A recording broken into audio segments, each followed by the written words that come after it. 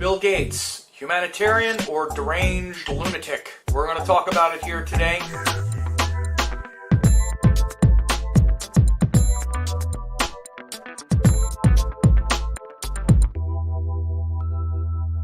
So Bill Gates is in the news now because he's sticking his nose into the sort of coronavirus vaccine. Maybe him and others are looking for solutions as we are trying to navigate where we are right now in the world, where we're looking for a vaccine or treatments, and Bill Gates has become prominent. And it really brings up what we think about Bill Gates. And I'm going to talk about his chart here in a second. First, just a quick overview of some of the issues.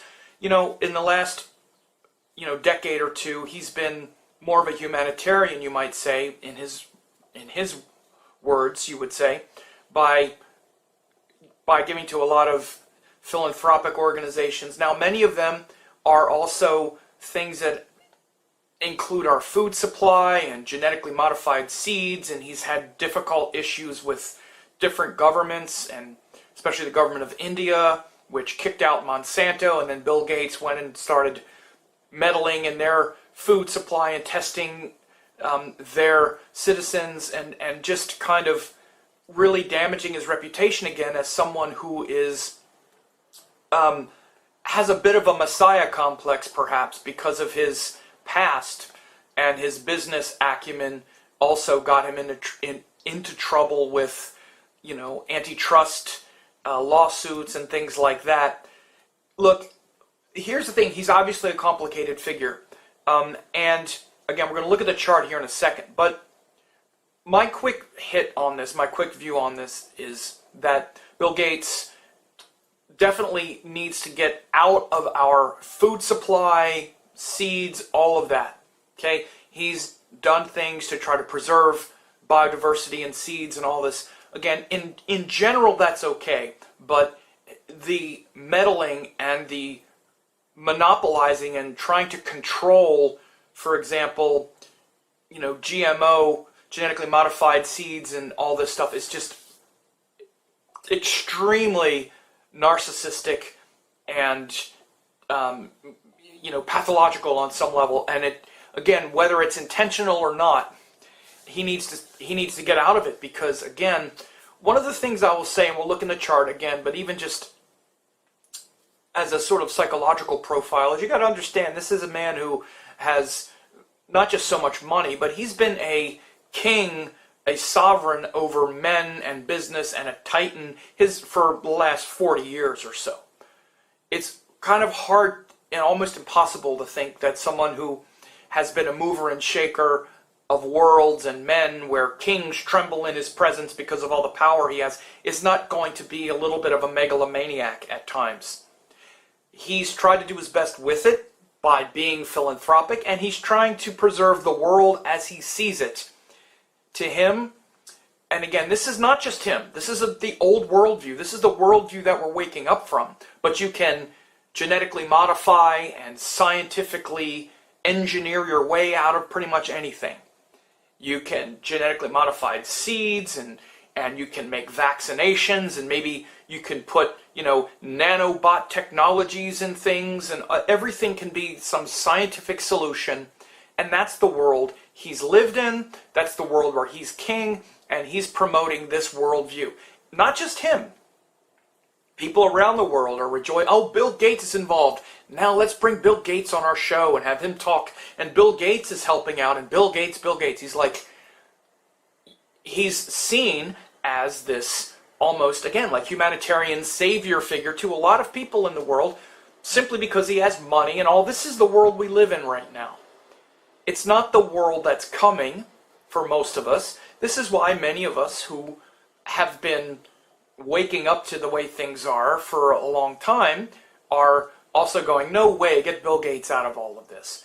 Because to many of us, what we're seeing right now with corona and other kinds of things and the problems are problems that are much deeper than some genetically modified solution or vaccinated solution, and the abuse of power that could come with it.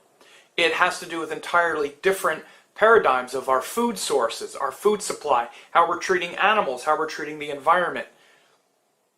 We don't just need to create vaccinations so we get this one and then the next one. We need to stop doing this stuff to the world, okay? And the potential difficulty and danger with someone like Bill Gates, a businessman, finding a vaccination and then selling it to all of us and putting things in the vaccination that could manipulate our genetics or whatever. Again, these things are not preposterous to consider. We need to consider these things. We absolutely must consider these things. And we need to talk about them, but we need to talk about them with sanity, not insanity, not lose our mind simply because the person's even in the conversation. Because what happens is if we do that, then we short circuit the common sense conversation. We just sound like a lunatic, that he's a reptilian and he's this and he's that and he's going to microchip us and we're all going to be vaxxed and microchipped and all this. Again, we don't know any of this at this point, and there's no reason to just totally lose our mind over these ideas, but we need to be vigilant. And again, I'll just say that my view is that we're going to need things like vaccinations and treatments, and if people like Bill Gates and others can help coordinate that or bring awareness to it, fine. But nothing should be mandatory. These things need to be properly investigated, vetted, regulated, and he should not have a major role in deciding any kind of formulas or distribution. And again, at least absolutely nothing should be mandatory. That's the main thing. No mandatory vaccinations whatsoever for this or anything else. And that's where we need to bring awareness to this kind of thing. Now, if we look at his chart, we can see that he's Gemini rising. He's got a Gemini ascendant.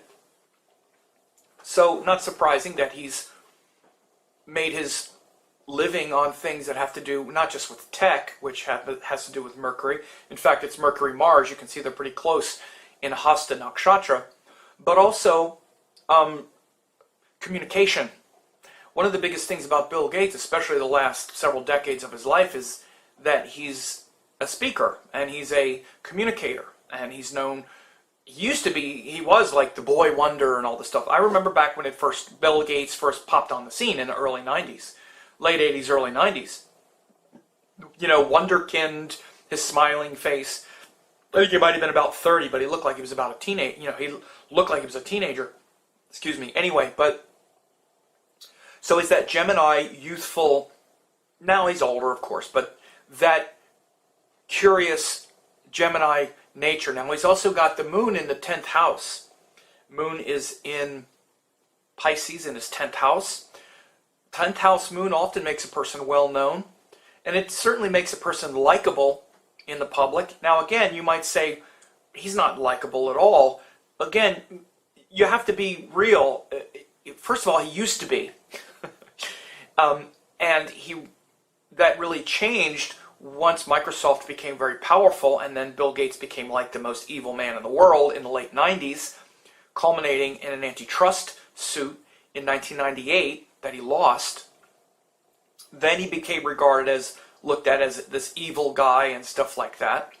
But that's in certain circles. Then Bill Gates was knighted by the Queen.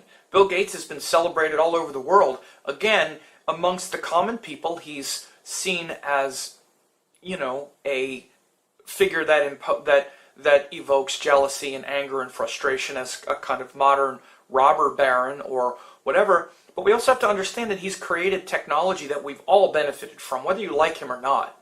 Windows and Microsoft and the paradigm of the spreadsheets and all this stuff that was spun off by what he created has been very beneficial for the world, at least the modern world that we have, especially with personal computing and all this stuff. So, again, he's an ambiguous figure. To think that he's just hated because certain, you know, pockets of the internet see him as evil and whatnot is not really proper to say. That moon in the 10th, regardless, gives him notoriety and recognition, but also a sort of, if not likability, at least where where he's interesting and we listen to what he has to say. Now, he also has 3 planets in the 5th house, a debilitated sun with 2 Nichabanga factors, which is exalted Saturn and Venus in its own sign. So people often focus on the debilitated sun. This actually shows his problems with the government, right? It's also not surprising why his problems with the government happened in, it was actually Venus, Rahu, and Venus, Jupiter when he, it was Venus, Saturn, excuse me, when he actually lost in the lawsuit eventually. Or, when the lawsuit came up. But Saturn is the 8th lord, and it's very powerful, dominating the sun as well. So he wound up losing, again, because the sun is related to the government. So he wound up showing that the government got him, right? And it shows an abuse of power that's possible. It's very powerful Nichabanga here, is that as he tried to assert his power, which is a debilitated sun, he lost and was humbled in Venus, Saturn. Again, both planets that were in their own sign in the 5th house, Venus is in its own sign and Saturn is exalted. It was the dasha of Venus, Saturn that humbled him, that destroyed his tyrant nature, and ultimately humanized him again eventually at some point. He was actually knighted in Sun Jupiter the next dasha cycle. In the Sun Jupiter, he was knighted by Queen Elizabeth. Again, knighted. How many people are knighted? Especially non-Brits. And it was Sun Jupiter. Jupiter is in Leo, in the Sun's sign, and it's in Magha Nakshatra. Magha, the nakshatra of the king. And again, you just need to understand this is why we use sidereal zodiac in Vedic astrology. Magha is not in Virgo, like it is now if you use tropical. Again, preposterous. It's the first beginning section of Leo. And in Sun Jupiter, his Jupiter in Leo had him knighted by the queen in Magha Nakshatra. This shows his royal bloodline. How many people even meet the queen, let alone get knighted? So this is the nature of this person. And again, this person isn't just some oh, he's evil. Again, it's too simple. He's doing his best as he sees it, right? Again, but these are different worldviews. Because people have different worldviews, it doesn't mean they're evil. And again, when we don't want to learn how things work, and we just want to,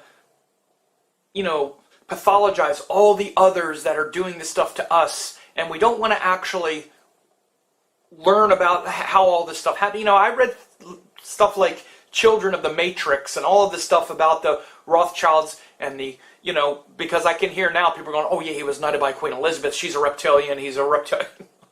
Look, if you believe all this, then you believe it. But again, much of this is just a way to not stay grounded, because the only conspiracy that's going on is a conspiracy of money. It's not that complicated. They're the people that have it that are running everything, and he's one of them, yes. It doesn't mean that they have absolutely zero soul. There are people in that circle that are doing the best that they think for the world and trying to leave the world better than they found it as well. It's not just all for money.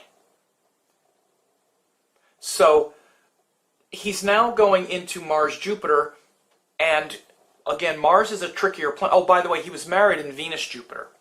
So he was married in Venus Jupiter, and Venus Jupiter is related, or that's when he got married, as I said. So Jupiter is a very, very transitional and pivotal subdasha for him, because Jupiter is the ruler of both Venus and Saturn, because they're both in Vishaka.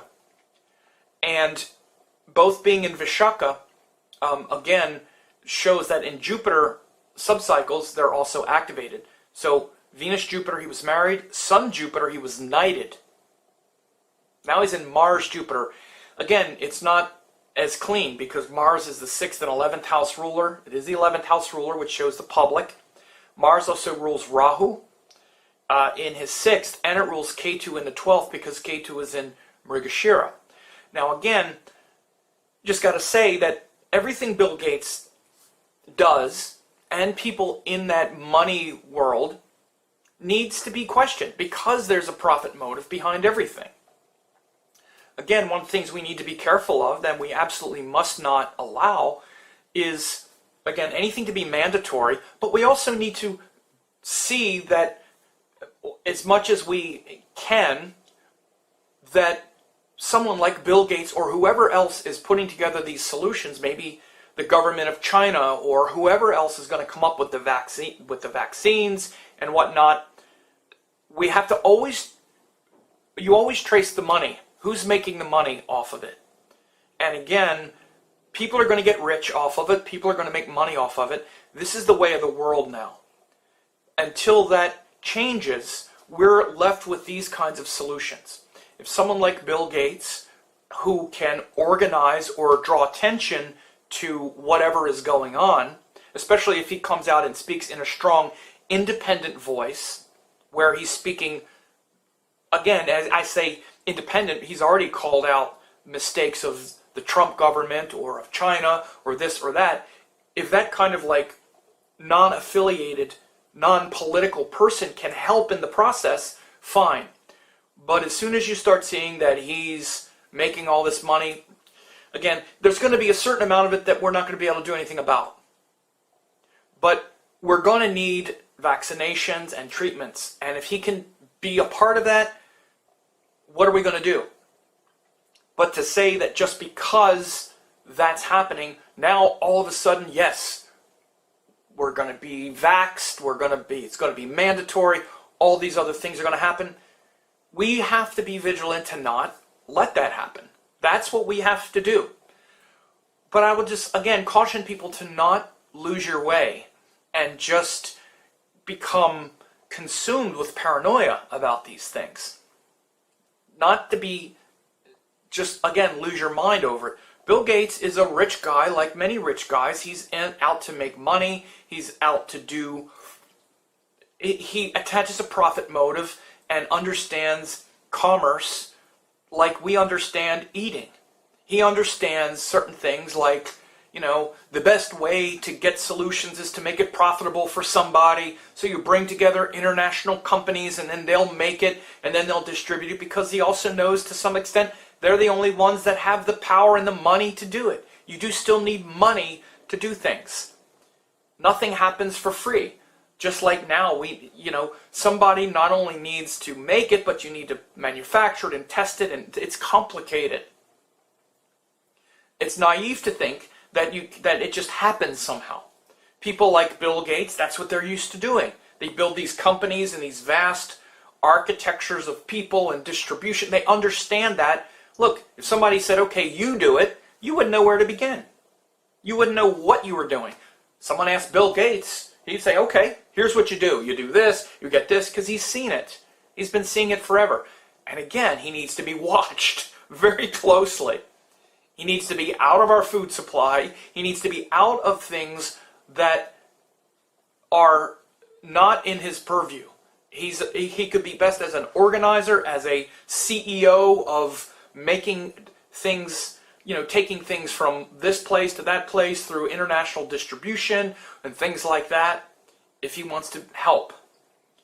But as soon as he starts getting there, like he was doing in India with, testing, organizing these situations where they're trying to replace the native seeds and the native food supply with genetically modified seeds and all. Again, this is corrupt and evil for sure.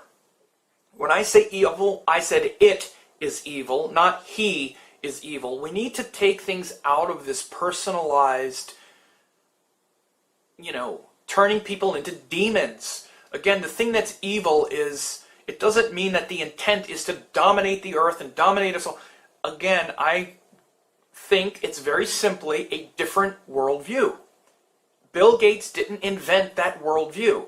Bill Gates wouldn't be able to do anything if this wasn't sanctioned by what a lot of people in power already see as being the viable solution. And yes, it should not be happening. He should not be a surrogate for Monsanto, who has been kicked out of who was, for example, kicked out of India. It doesn't mean he's personally evil. He's doing his best, but that worldview needs to be thrown away. The solutions for the future are not going to be those. At least that's the battle we're having right now. Again, some people might find it useful to label someone like Bill Gates evil. I happen to not think it's useful. Okay, I also don't think it's correct. I think it's just the wrong approach. It's the approach we've had, this idea that science can fix everything. Just genetically modify the seeds, that'll be fine. Just do this, that'll be fine. That's the thing that's evil. And you can see in his chart that this is the way he sees things. We could see just by how he's lived his life. He's of that order. And the world is becoming something different now. But, you know, there's a lot of intelligence and, you know, a lot of, I would say, good intention. His moon in the 10th, he's trying to do the best that he can do. He's had some real bouts with megalomania and all of that for sure. There's no question. And he could now easily say, okay, well, yeah, and we can make some more money with it or whatnot. But most of what he does now goes to his foundation, and the foundation is largely involved in humanitarian work, whether you agree with it or not, and I don't agree with it all. I haven't looked into it that much, but his humanitarian work to go and make sure, again, with the food supply, and I don't want to keep saying it, but that's not what I think the world necessarily needs. That's a difference of opinion. It doesn't mean someone's the devil. Okay? So the Sun, Venus, Saturn in his 5th house means that he's very driven to create, to be creative, to try to leave the world better than he found it. But this world is now moving and shifting rapidly, and people of the old guard like him don't represent where we're going now. This is why there's so much resistance to him as being someone who has created a lot of the problems that we have. So, again, right now we have the world we have. So to get to predictions here, Bill Gates just started Mars Jupiter. He just started it in early April, April 10th of 2020. Not too long ago, I'm recording this video April 23rd, and he's going to be in Mars Jupiter until March 17th, 2021. So for the rest of 2020 and into early 2021, he'll be in Mars Jupiter. Now again, this is why he's been thrust into the spotlight, because Jupiter's ruling those two powerful planets, that Venus in Vishaka, the 5th Lord and 12th Lord, and also Saturn, which is the 9th Lord and 8th Lord. So this shows those Dharma planets, but also that change and transformation, even death, foreign countries, because there's the 8th and the 12th house rulers getting activated. So he's going to be prominent and have a say. He'll be a spokesman and a public figure, I think, in this sort of transition, and involved with things like the vaccinations and cures and treatments. And again, his Gates Foundation is a prominent player on the international health stage. This is already known. Of course, Bill and Melinda Gates, that foundation is involved with funding and, coordinating these kinds of things. And again, I think he can be helpful in that regard. But again, not just to restate, but I will, there should not be any mandatory, edicts passed down through those organizations. I think, again, his sense of altruism, his sense of public duty, his sense of wanting to serve and make the world a better place is being activated now. Again, what you think of that might not be so different than what I think of that, but ultimately it can be something that's helpful. To say that he's not a successful manager and coordinator of people and situations and organizations would be foolish. He can be of great help, of great assistance. We have to understand that most of the world,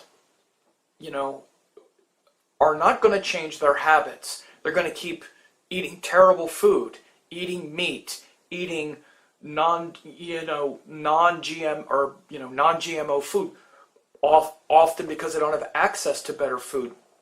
They're going to keep with their terrible habits, drinking alcohol, eating junk food, all this stuff that creates an environment of sickness.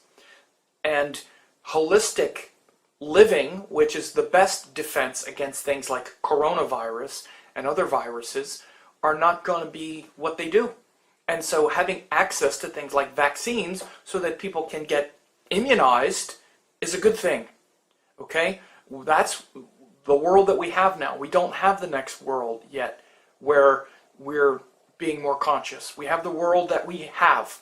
And personally, I appreciate knowing that people who can affect change like that, like Bill Gates with his organization, with the Gates Foundation, and his perhaps skills as a manager and whatnot, are going to be playing their part in it. Again, all of these organizations, not just Bill Gates, but the World Health Organization, Chinese government, the European Union, the United States government, Johnson & Johnson, Merck, whoever, all of them, all of the international conglomerates that are going to wind up developing and distributing all of these vaccines or whatever need to be watched carefully. I don't think the world at large is going to tolerate a mandatory vaccine policy. I think if you want to unite the radical left and the radical right, just start saying vaccine, mandatory. Okay, I don't think it'll happen. We will revolt and rebel against that, not just in the US, but all over the world. I don't even think Trump would be behind something like that. He's definitely not one who you would think would be behind something like that. I don't know, who knows, but there's no reason to lose our mind and get completely paranoid crazy about it all. But again, his Mars is the 11th house ruler, which shows wanting to make a difference in the world in a higher sense. And Jupiter is his 10th house ruler, which has to do with being on the public. This is why he's suddenly so thrust into the public again. And again, we've already seen in Venus Jupiter he was married, in Sun Jupiter he was knighted. Now in Mars Jupiter he's getting thrust into status again. Again, his Jupiter is in Magha Nakshatra in Leo, so he's rising to prominence again. So between now and early 2021 he's going to be a player here. And I just suggest people keep their head about it all, and instead of turning it into evil people have taken evil actions and still think they're doing the best they can do. His organizations and whatnot have done a lot of good, especially for the world that we have now, but all of it needs to be checked. It needs to be, scrutinized, and that's where we're at. So these are my thoughts. The final verdict: Bill Gates, humanitarian or deranged lunatic, somewhere in the middle. He thinks he's just a humanitarian. Some think he's just a deranged lunatic. Somewhere in the middle. Sometimes his humanitarian has a quality of deranged lunacy with Messiah complex mixed in, so rather than put simplistic labels on things, let's just use our discrimination. Let's not lose our mind and need to label people. Just keep our eyes open, and the most important thing we can all do is the best that we can do every day with holistic solutions, diet, yogic practices, consciousness. Those are the things that the next world will be benefited by, and that's the world that we're moving towards. In the meantime, the sort of titans of the old world have a place in it. So I hope you enjoyed this.